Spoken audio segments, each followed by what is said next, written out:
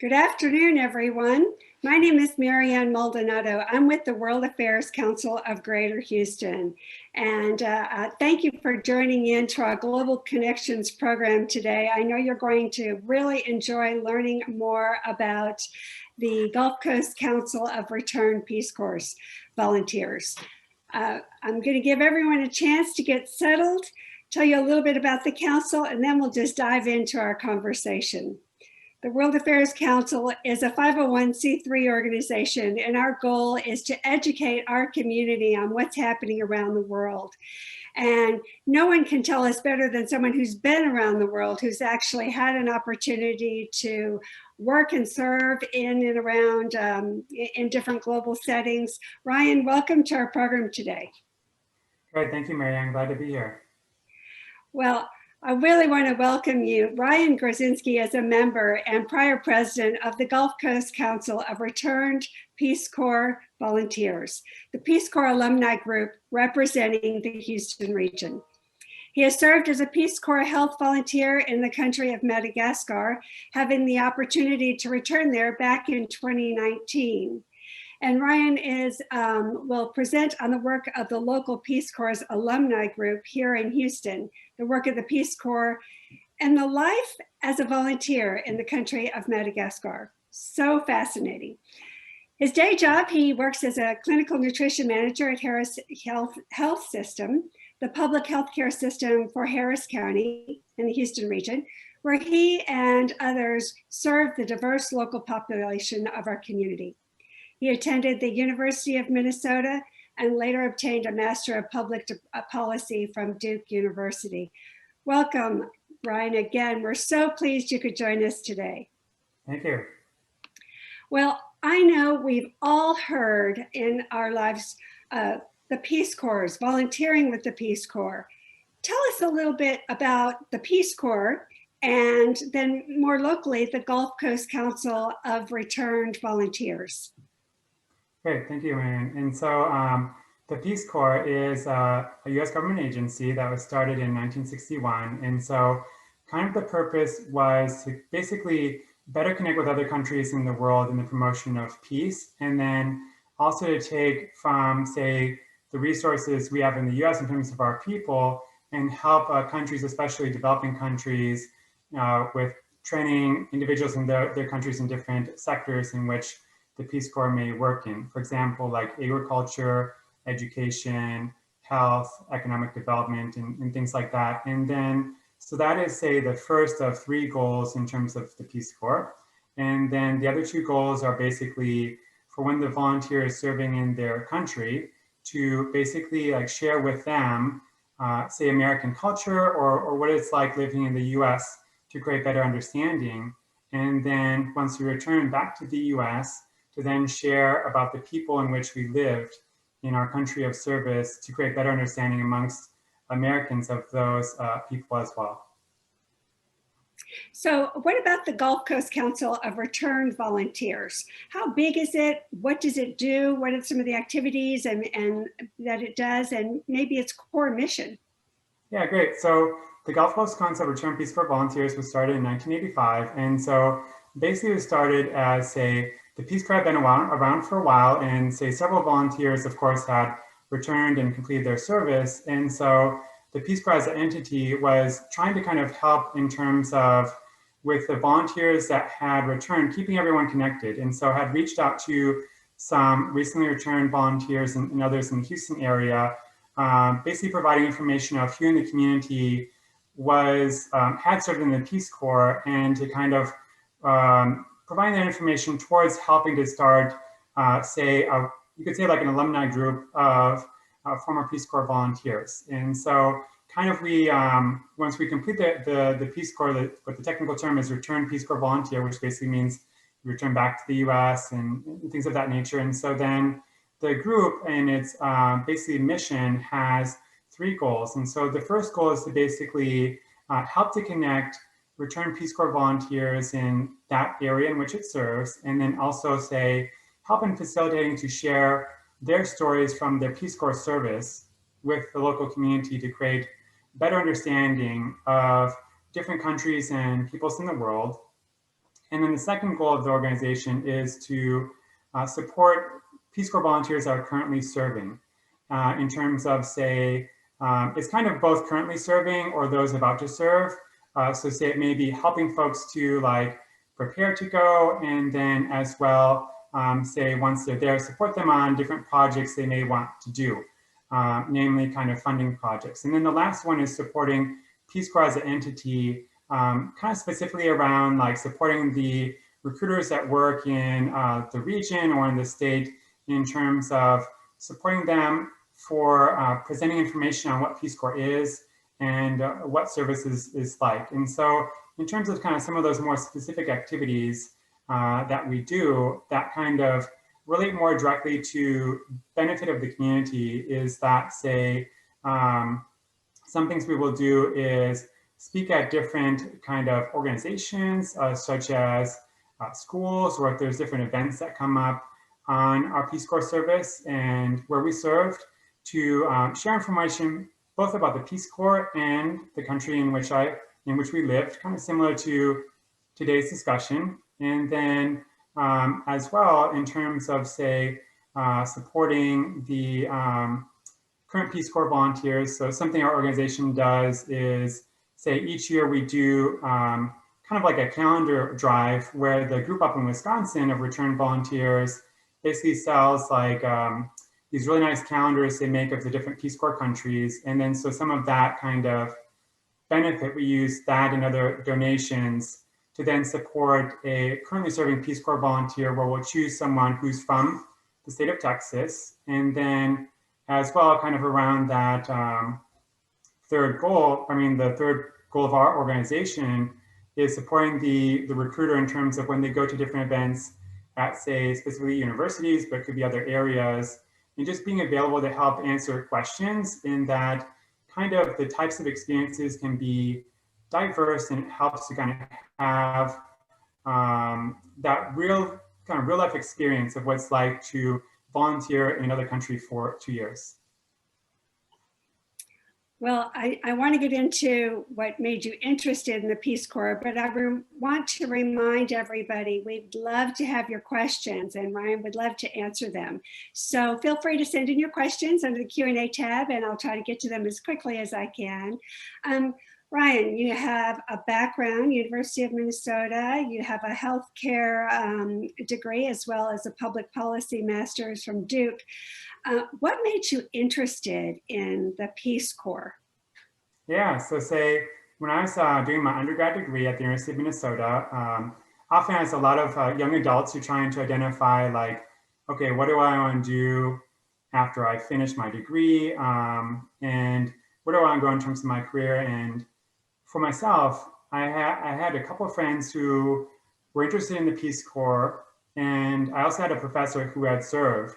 And at that time in my life, I was, say, going to obtain my bachelor's in nutrition, and with food, there's a lot of things around culture. And basically at that time in my life, I really had this interest in seeing, okay, what's it like to live in a different culture, in a different place, and what that would be like. And so when I was trying to see like what type of experience may be best, I kind of saw what my friends were doing and looked up the Peace Corps as one example. And what I liked about it is that as a US government agency, you know that it's going to be, say, well-funded in terms of the experience, where you're going to have, say, people that are going to support you, look after your safety and your health, and then also make sure you're in a good situation. And so those are some of the things that were important to me. And then what I also liked was that it was, say,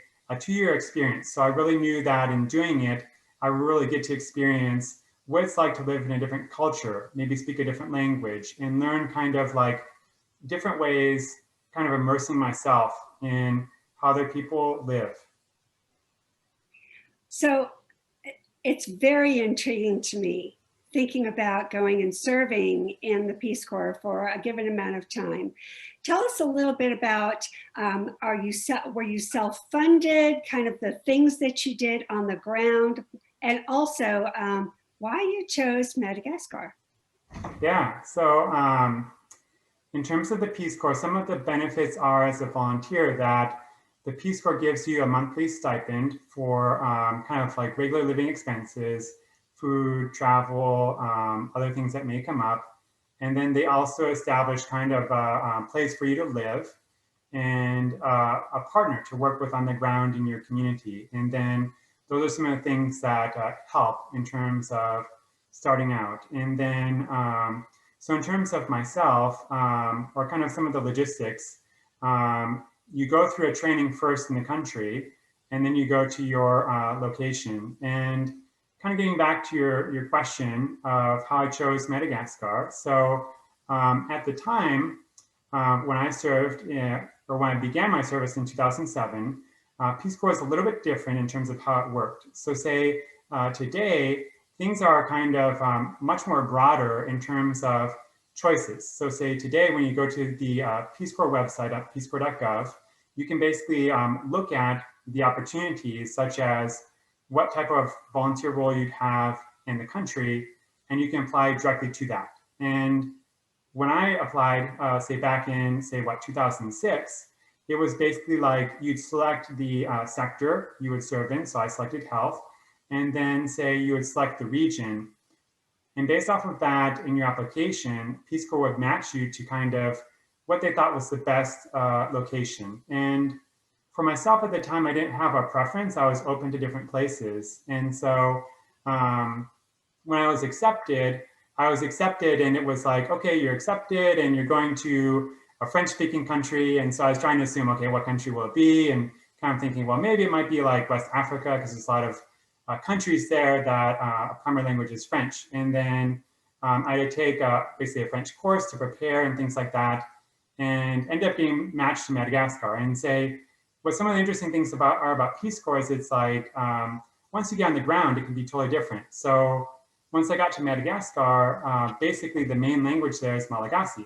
So say, while French is used in terms of maybe business, university, the everyday life is in the local language of Malagasy. And so then you learn that. And so it's like, what you learn all of these like interesting details you may have not known before.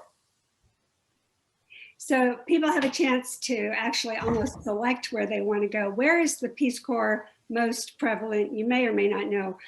Where are they clustered at mostly geographically right now?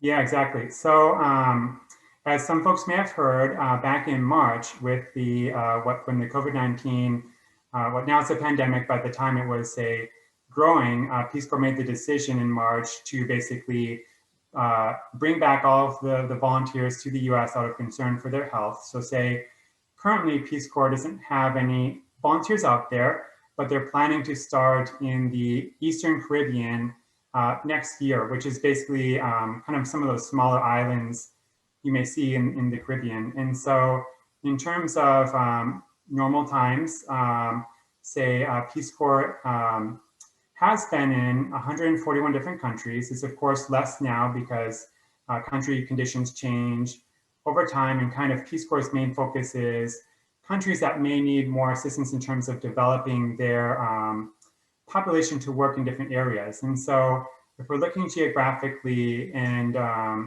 has a lot of good information about this on the Peace Corps website, where say historically about 46% of volunteers have served in basically sub-Saharan Africa. And then that's kind of the main region. And then after that, it's Latin America, which is kind of in the 20s. And then after that, you have say like Eastern Europe, kind of East, Southeast Asia, and then you also have some of the Pacific Islands kind of filling in the rest of the percentage. I see a few questions coming in. Thank you guys. I'm going to get to those in just a second. Keep sending those questions in. Very intrigued about what you did, Ryan, while you were in service. What would your day look like? Great. So with the nutrition background, at that time, I was a registered dietitian. So basically nutrition professional. And so I was placed in the, say, site that had kind of the biggest nutrition issue. And in Peace Corps, you're partnered with kind of a local organization. And I was very fortunate, and I was partnered with a nonprofit Missouri Botanical Garden, which is actually based in St. Louis, Missouri. And Madagascar has been like the one country they focused on in terms of kind of development slash conservation. And so they requested a volunteer to work on nutrition. And so I lived in the town of Mahabu in Madagascar, which is on the southeast part of the island by the Indian Ocean. And so basically it's like a town of 10,000 people. And so the focus was that, say, when you look at folks' diets, it was very heavy on kind of like starch-based foods. So say there, it's like rice, cassava, breadfruit, sweet potato. So if you look at someone's plate, like if you go there for lunch, you have a big plate of, for example, cassava, but you may not find a lot of other things. And so my role was to kind of try to work with the community to see what we could do to create more variety in the diet. And so one of the things I learned was that if you just walk around Mahabu, the time I was there, there was no vegetables really. Maybe once a year, you may have gotten kind of what looks like a little bit like romaine lettuce, or maybe even cabbage. But like on an everyday basis, you couldn't really find that. And similarly, in my part of Madagascar, say people would eat like things like fish. They may raise things like chickens, pigs, or cows, but they raise it more for like their income than for like their nutrition. And so kind of what I had to do in working with my partner, Missouri Botanic Garden, and the local community was see, okay, how can we create a program that is like sustainable? So say beans and peanuts can be a good source of nutrition. Then you have vegetables for kind of more of your kind of like vitamins, fiber, minerals, things like that. So how can we maybe grow this in the local community and make it sustainable? And so we connected with kind of the Madagascar equivalent of the WIC program here in the US, Women, Infant, and Children, which basically works with, say, like mothers of young children. And kind of our proposal was, I got funding through the Peace Corps Partnership program, which is basically a program in which people can like donate through the Peace Corps website to fund projects. And so my project was basically, okay, let's buy like seeds to grow these vegetables, beans, and peanuts based on the agricultural calendar of the region. And then say we grow them, then people can eat the food. But then say from there, let's save like a portion of, I guess, the harvest, like the seeds, so that we can use for the next season. Because say if we eat it all and then there's nothing left, then how do we kind of grow it from there? And so that was kind of some of the thought. And so with the project, I think there was kind of like a couple of challenges that I learned. So say, one is, and coming back to the US and working nutrition, it's like kind of like a similar thing where it's like, okay, if I'm hungry, my focus is going to be on, okay, what foods help make me feel full? What that may be like here in the US, it may be like, okay, hamburger and French fries or pizza or like Chinese food or something like that. And then say in Madagascar, it may be like rice or cassava or things like that. And so kind of talking with the people to make them aware that it's like, okay, it's not just about like eating to feel full, but it says like including a variety of foods to be healthy. So we would do kind of nutrition education in combination with the program. And so with that, to kind of like summarize the program, another challenge was that during my time there, we began the program, and what sometimes when you're working in a country, things may come up. And so in late 2008, there became to be a political crisis between, say, like the president of Madagascar and the mayor of the capital, Antananarivo.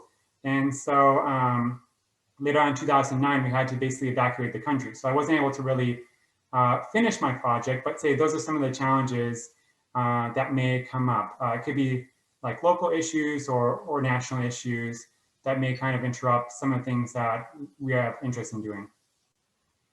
We have a great question from one of our watchers. Phoebes asks, has the overall mission and goals of the Peace Corps changed since it was founded by Kennedy, or is it still essentially the same mission, just in a different time, a different world? Yeah, great question. So it is, if you look at kind of, okay, what was Peace Corps funded on? What is it now? Same mission in terms of, say, promoting peace and understanding amongst people. And then same goals in terms of, say, the creating understanding between people, and then as well, helping to train individuals in which the countries in which we work. With that, of course, significant differences. We know a lot more about the countries in which, so like if I'm Peace Corps, I know a lot more about the countries I'm working in than say I did almost 60 years ago when Peace Corps began. We're heading to our 60th anniversary of Peace Corps this next year. And then as well, technology has really increased too. So just as like some perspective, a little over 10 years ago, when I went to Madagascar, there was like no recommendation in terms of like any technology to bring. When I had to apply for my, say, grant, I had to kind of go in a bus for like basically a full day to get to like the next city and type up and submit through the internet my plan. And now if you look at recommendations for Madagascar, it's like, okay, bring your laptop, bring a cell phone you can use. And so it's much different. And when I went and I visited there a year ago in 2019, the year before in 2018, my cell phone company, T-Mobile, had just granted for Madagascar and other countries where you can have like free Wi-Fi basically. So it's like I could travel through the country with my same like mobile account. I had internet access. So it's a much different experience now than say when Peace Corps began. A related question to that from one of our members, Bernard asked, is the Peace Corps largely for young people under 30, or how about those youthful seniors that may be a little over 60? Yeah, thank you for that. And I think it's, so historically, Peace Corps has tended to be mainly folks coming out of, say, like their bachelor's degree in the university. In that kind of like my experience, it's like, this is kind of a main group where we're like, we don't have anything like keeping us tied down, like house, kids, things like that. And we're trying to figure out like what to do with our lives, maybe explore the world. And so that's tended to be most of who ends up serving. So say with that, Peace Corps has done a lot of work to try to really promote to say older adults, more experienced individuals, because say there's a lot of benefits to that, where it's like when I come in at like 23 years old, I don't have a lot of life experience. So it's like it takes me a lot longer to kind of figure out what to do and to adapt. And then I also don't have a lot of career experience either. So you may be getting my energy, but missing some of those very strong experience related attributes. And so Peace Corps for a while has really too tried to work to promote more to older individuals. And I think sometimes too, it tends to be like more folks towards the end of their career who are kind of looking for something new. And a lot of benefits towards older adults participating is, say, they have all that really good life experience to bring, both the career experience plus kind of that interpersonal communication, which really benefits in terms of building relationships in the community, and then two, kind of understanding the best ways to do things that can really make for kind of a successful overall experience.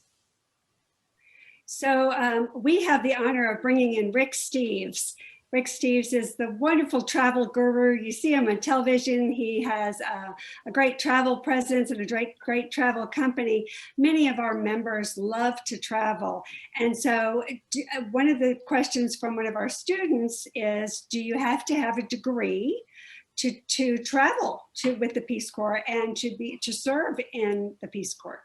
Great. So the kind of the main criteria to say become a Peace Corps volunteer is be 18 years or older. So say we want someone, that's kind of mature, adult, what kind of independent, right? And then as well, be a US citizen since it's a US government program. And then have either kind of work experience or that technical knowledge from a degree. And so then I encourage you, if you're interested in the Peace Corps, definitely check out the website, peacecorps.gov. Gives a lot of great information, both experiences of volunteers who have served, plus you can see their kind of the different, like, say, volunteer positions that are out there, and you can kind of see like what some of those requirements are, and either if you may fit that, or if you may need to get kind of some experience or training. And I would say kind of another thing unique about Peace Corps now compared to say 50, 60 years ago is there's a very wide range of opportunities, and Peace Corps has been very creative about finding opportunities for two.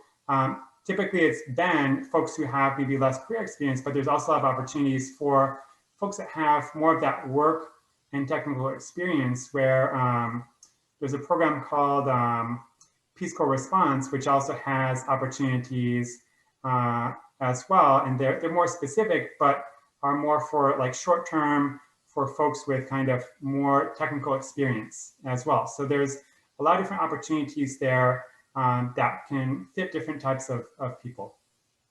Real quick question, are there opportunities for couples?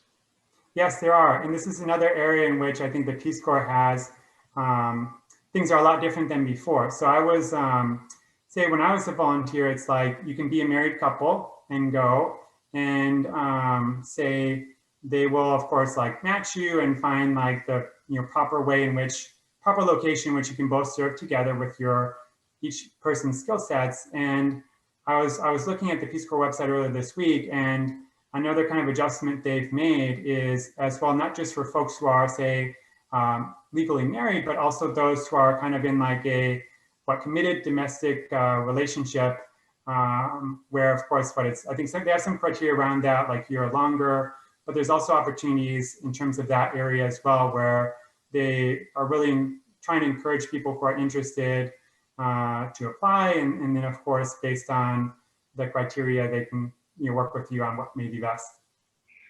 So Laura asks, considering the massive amounts of money that China sends to many parts of the world, how hard is it for the US and soft power objectives of the Peace Corps to compete with China, especially in developing countries? Yeah, so I think it's what the Peace Corps in terms of budget, it's a small program. With that, of course, there's a lot of other world programs as well. So say the United States has the Agency for International Development, USAID, which of course is much larger in terms of billions of dollars of aid that's produced. And say, then you maybe have US companies that will invest along with other international companies. And then say, yeah, China, you maybe have companies plus the government. And so I would say it's like,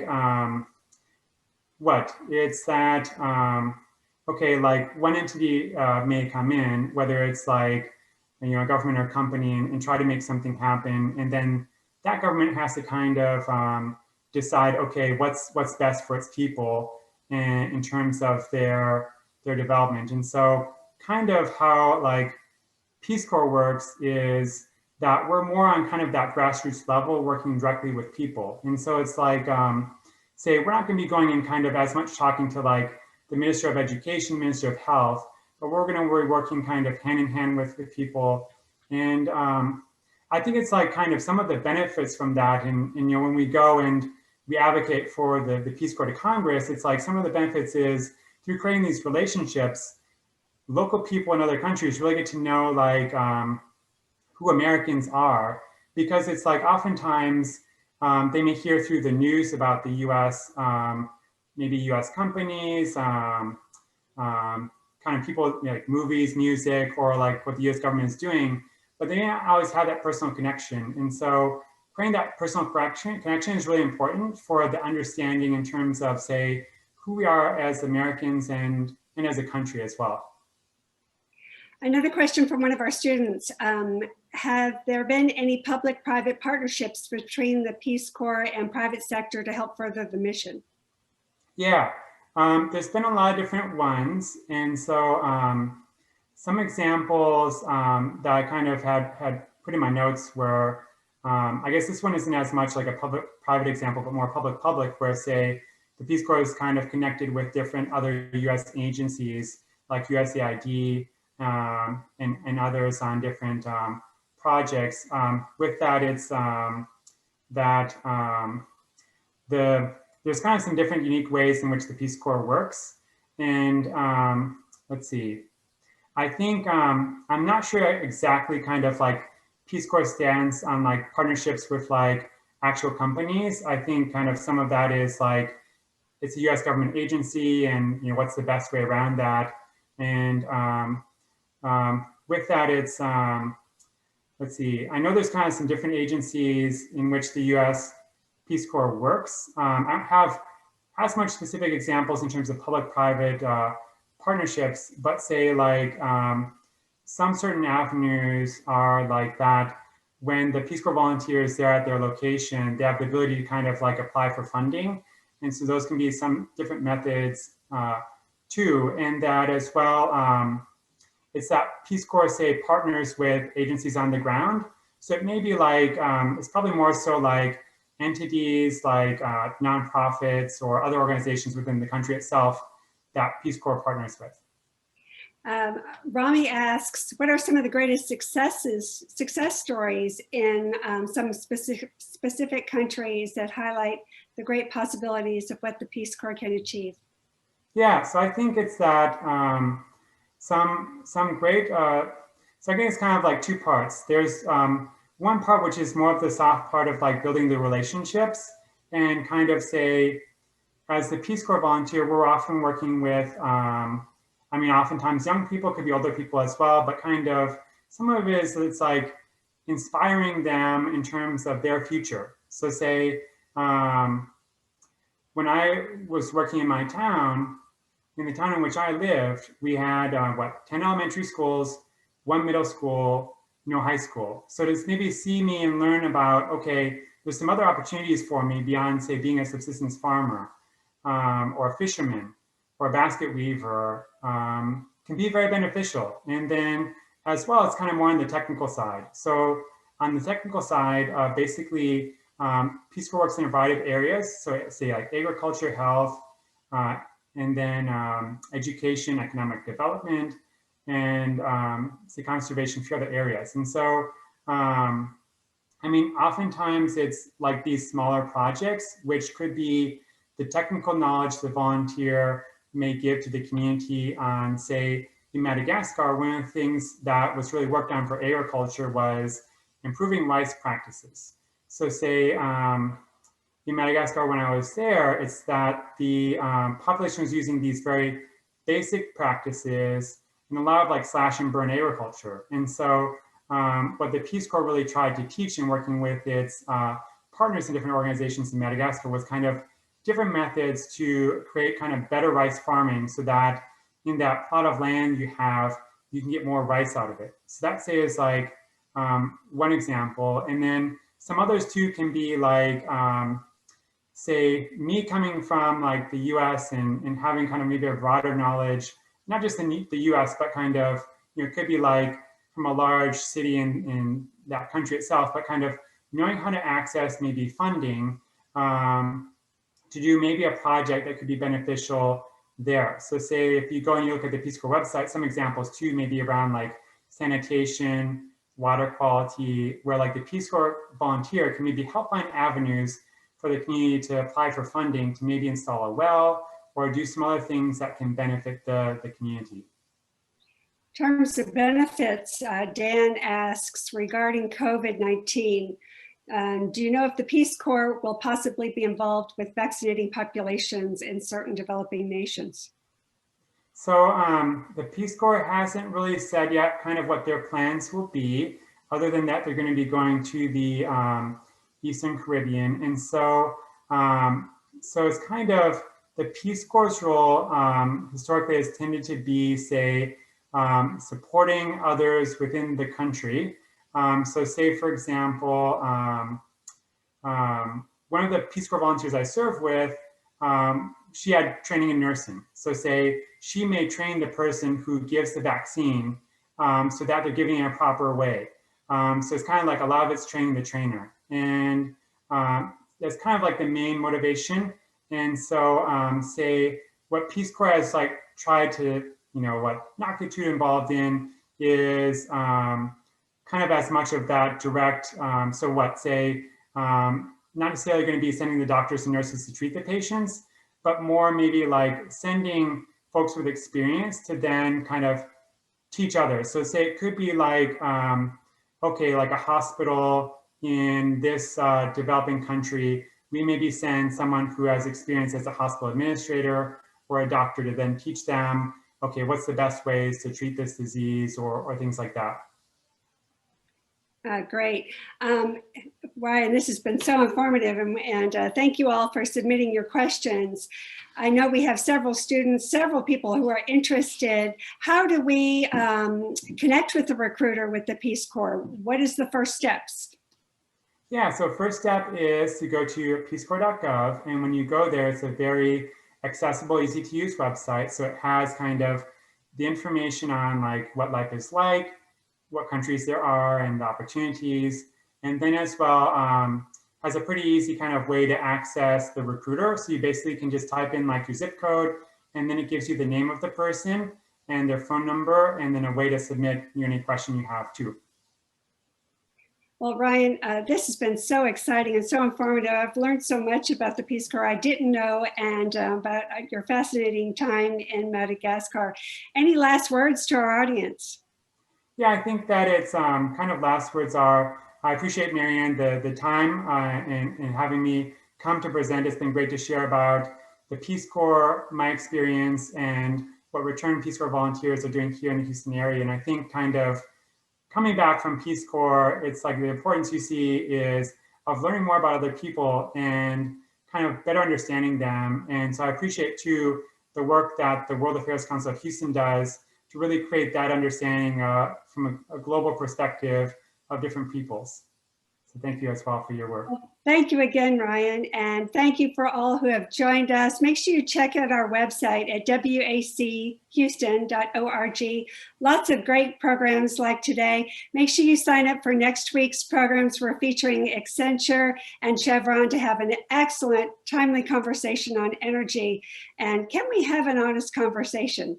So look forward to seeing you all at our next program. Thank you again, Ryan. Thank you again all. Have a great afternoon and a terrific weekend. Good night.